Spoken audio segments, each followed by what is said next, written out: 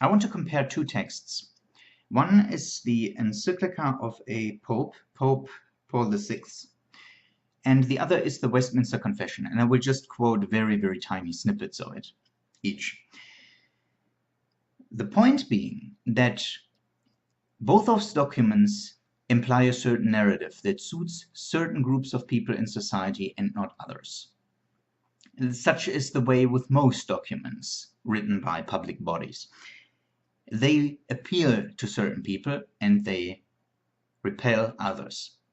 So the first one is this encyclica by the Pope, and actually I'm quoting from an Ayn Rand article where she is quoting the Pope, and the quote is, the Pope is actually quoting another guy, St. Ambrosi. So to quote St. Ambrosi, says the Pope, "You are not making a gift of your possessions to the poor person. You are handing over to him what is his. For what has been given in common for the use of all, you have arrogated to yourself. The world is given to all, not only to the rich." St. Ambrosi, end quote. And the Pope goes on, that is, private property does not constitute for anyone an absolute and unconditional right.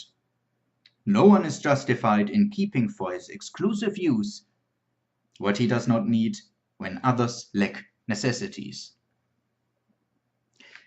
Now, Michael Moore wouldn't have put it any different.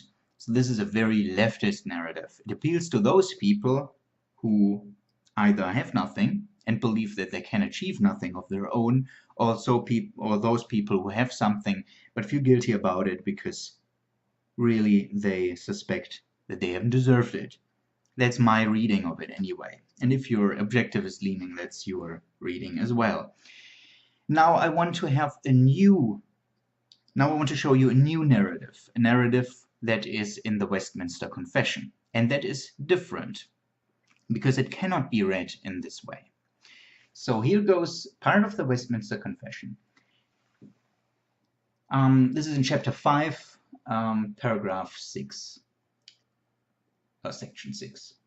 "As for those wicked and ungodly men whom God, as a righteous judge for former sins, does blind and harden," so we're talking about people who are sinful in some way,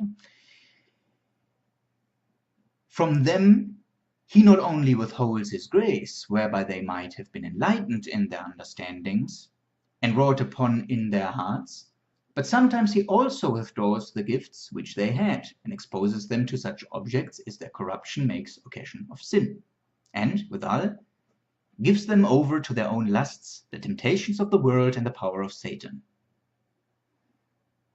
Yeah, so those wicked people, we don't know yet whom that should be within society, are handed over to temptations, such as lust, by God, intentionally, whereby it comes to pass that they harden themselves even under those means which God uses for the softening of others. I noticed these snippets of the Westminster Confession because they're used as an example in Max Weber's work about the Protestant ethics in the spirit of capitalism. And he makes a very similar point. He just expresses it differently than I do. I would put it this way.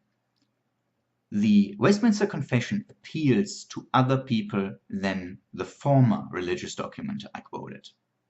It appeals to hard-working people, because the sinner that is described in the Westminster Confession is not the same kind of sinner that is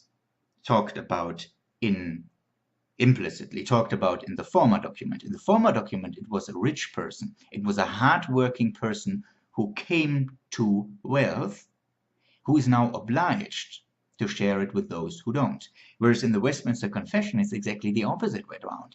The sinner is the loafer, is the one who is given to the temptations of this world, such as lust, the person who does not amount to anything.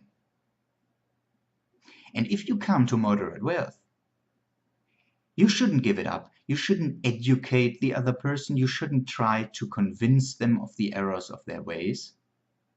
You cannot do anything because it is God's will